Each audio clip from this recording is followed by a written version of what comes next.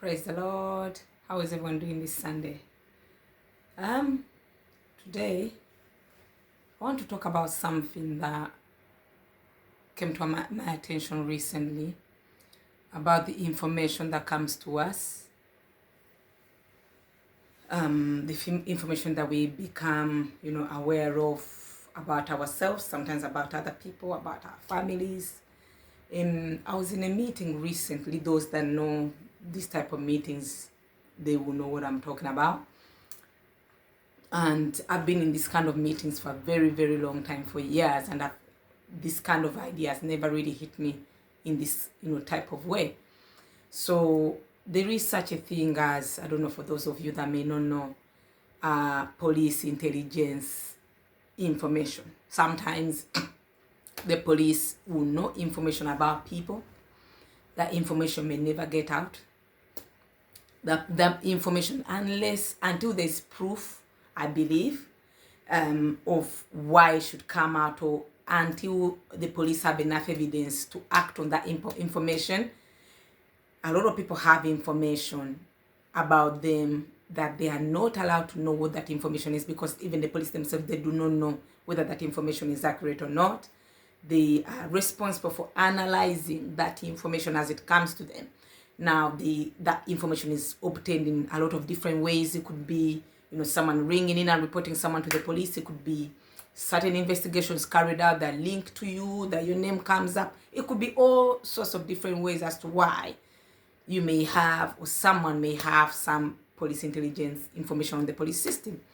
And in certain settings where that information is supposed to be discussed, the owner of that information, and sometimes the information can be shared for so many different reasons, that person is asked to step out of the room, or that information has to be discussed as exclusions without that person being the owner of the information being present. They have to be moved out of the way for their information to be, discussed. And this is what I came to understand as well. I was looking at that situation and I'm thinking, how much information is out there, right? And I'm talking about spiritually, in the spirit realm, that we may not be aware of. There's a lot of things that are roaming around about us that we may never become aware of. But God obviously will know this information. And this is what I'm talking about. So for me, a lot of that information may hold in the same capacity for so many different reasons. Some of it may be due to, issues that links us to, our ancestors, how they lived, some of the unfulfilled covenants that they left behind that are supposed to trap us, or that are supposed to link to us. Some of it could be the plans of the enemy, of the things that he really wants to do to us.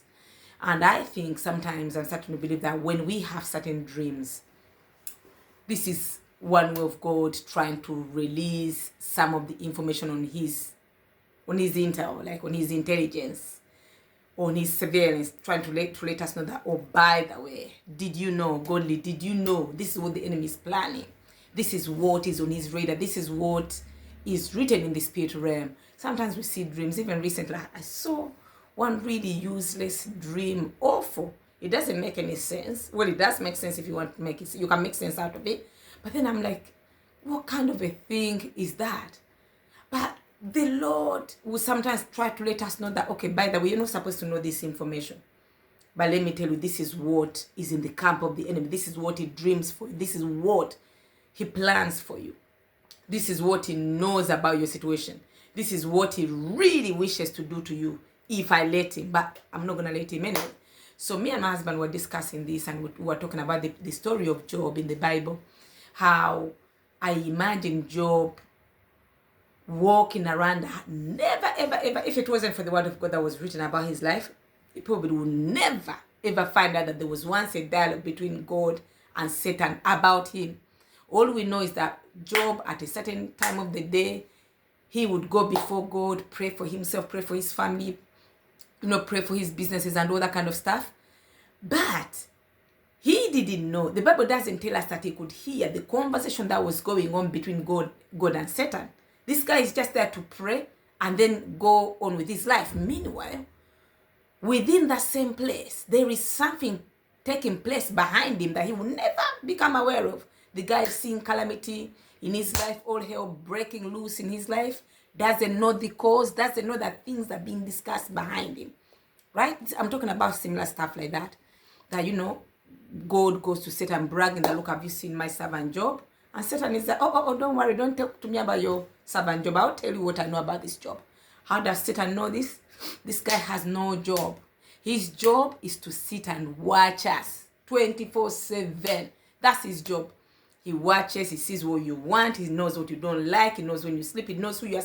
He knows everything about us because his job is just to watch us run the clock. Run the clock. See our mannerism, learn so many things, from them. Well, even laughing about this, we said, look, Satan, Satan never underestimates us. We are the one that underestimates the guy. He does not underestimate us because he knows the power of God has given us. And the reason why I would say personally that he doesn't underestimate us is that when he wants to tempt us, he will use anything. Even things that we already have, even things that you would think, I'm married. Why would you tempt me with a guy? Or why would you tempt me with a girl? He knows because he studied human beings for years. He knows they're stupid enough to go there. So he does not leave anything, out. He will use every weapon. He said, no, I know they have bread, but still tempt them with bread. You'll be surprised they'll still take it off your hands. So when he was explaining back to God, he was telling God something that he knows very well. He said, oh, no, these human beings, maybe you created them, but let me tell you about them. This one you think is proper because you protected him. Because you blessed him, you put a hedge of protection around him, because you've done this, but remove those things and see what he will do. Because this is what they do. I've seen them do. God is no, this is a different one. This is a different, and I'm so grateful to God that Job did not give up. God did not disappoint, Job did not disappoint God. Which means God already obviously knew the kind of speed that was in Job. And Job came through.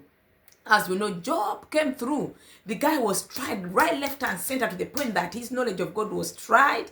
The guy cried out. My favorite bit is when he says that, look, I have looked to the left, I have looked to the right, I cannot find him. You see, I can't see God in my situation. Even though I've known him, I can't see him. But yet, when he has tried me, I shall come through as gold. The guy said that, look, it's not about whether I can see him, whether I can no longer, sense him. My job is to make sure that after the trial, I'm still going to come through.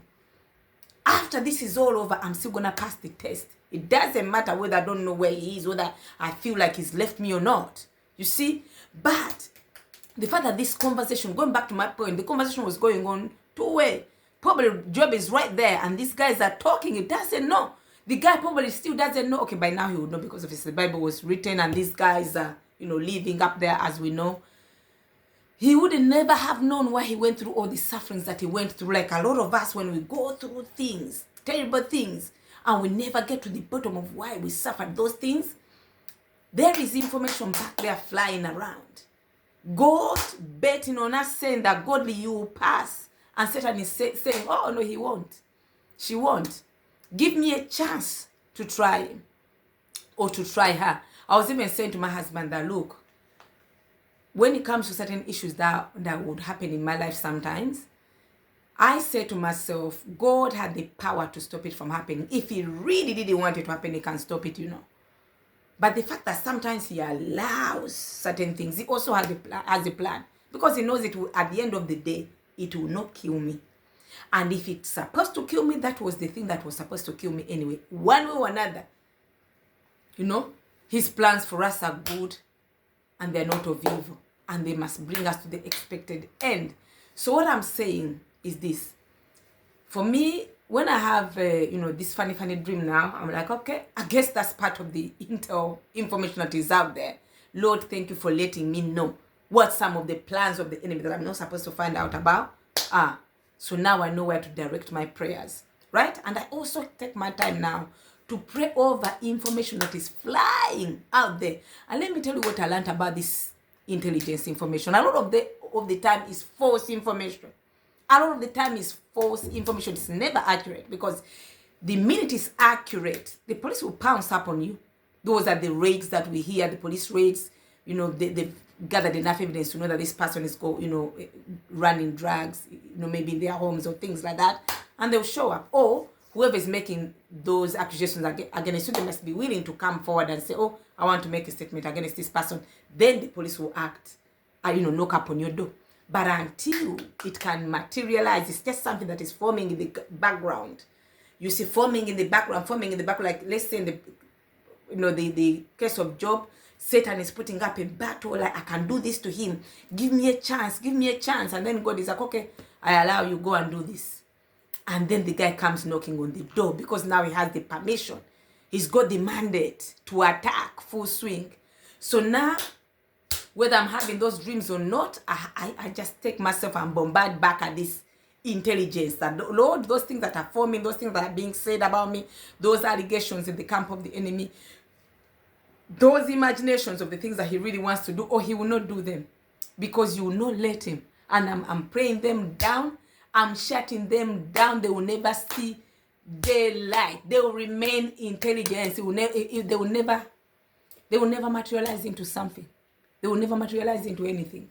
So anyways, that was just to share with you guys, because I thought, should information out there about people be known to them? Shouldn't there be an openness for us to know? But sometimes we don't know. This is both in the physical and in the spiritual. Sometimes there is you die and go to your grave, and some information about you will never find out that it was everything. But that doesn't mean that there are no other people that know about that information. So anyway, thank you very much. I shall speak to you soon. Bye.